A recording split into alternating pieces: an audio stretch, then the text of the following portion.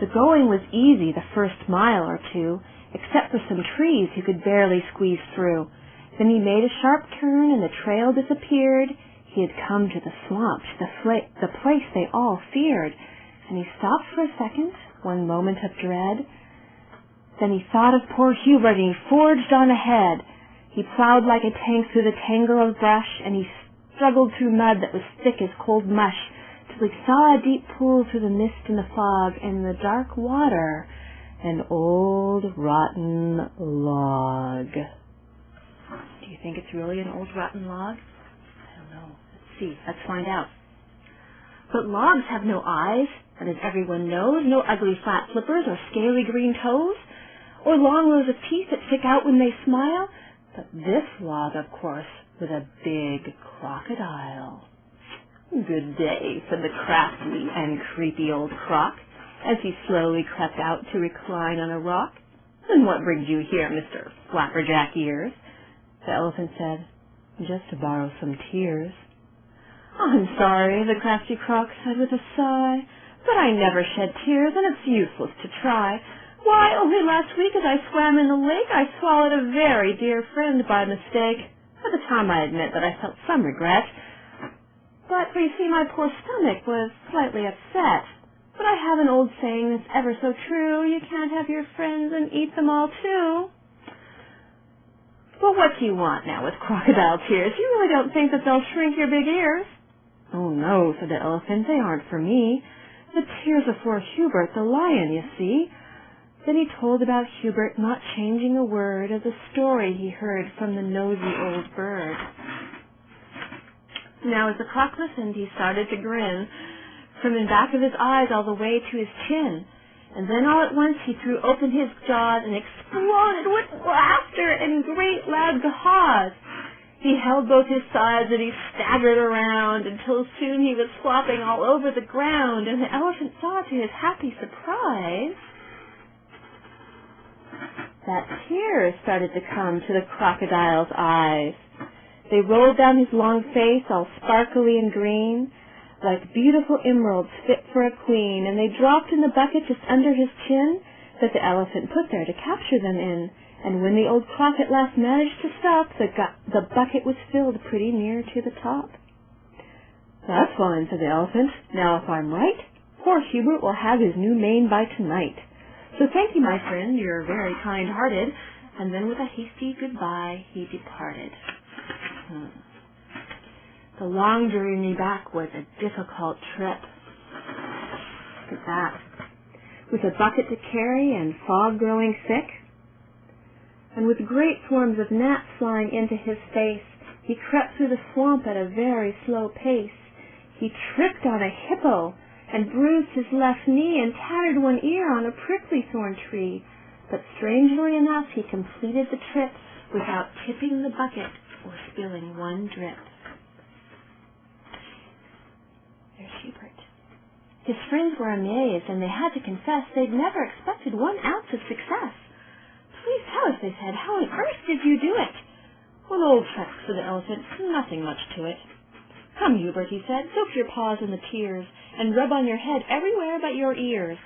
And now then," he added, when this was completed, "you better relax and get comfortably seated." So Hubert climbed onto a boulder nearby, where he sat very still, staring up at the sky, while his friends sat around him all ready to shout at the very first sign of his new mane to sprout. There they all were, all sitting and waiting for the hair to grow. 1 minute passed by, and then 2 and 3, but still Hubert's head was as bare as could be. "It's no use," said the bird. "It's a foolish mistake." "That's right," said the rhino. "It's all a big fake." "Or a horrible joke," said the gawky giraffe. So the hyena laughed his most horrible laugh. But the elephant said, "It's too soon to tell. This hair-growing business might take quite a spell." "You mean," said the zebra, "a whole hour or 2? "Or maybe 10 years, said the skinny old mule.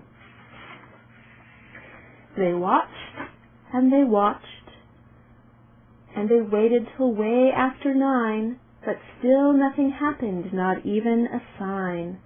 At last they grew sleepy, and then pretty soon there was no one to watch but a big yellow moon. And with no one to question and no one to doubt, Hubert's bare head was beginning to sprout.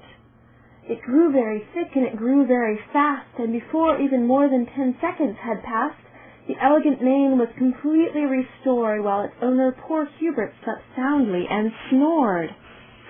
Wow. But I'm sorry to say that it didn't stop there. It was only the start of his fast-growing hair. It spiraled straight up in great golden crests, then off to the south, to the north, east, and west. It went swirling and curling and crawling and creeping all over his friends who were still soundly sleeping. It curled round their feet, and it swirled round their knees. It crawled up their backs and then up into the trees. Then it spread through the jungle in great golden waves around bushes and boulders and on into caves. When the tears were used up, then the growing diminished, and Hubert's remarkable mane became finished. Wow, that's a lot of hair. The next day, in a tree where she perched for the night, the hornbill awoke to this very strange sight. "Oh, dear me," she cried in a wail of despair. "The whole world is covered totally with hair! Oh, please wake up, Hubert, wake up, everyone!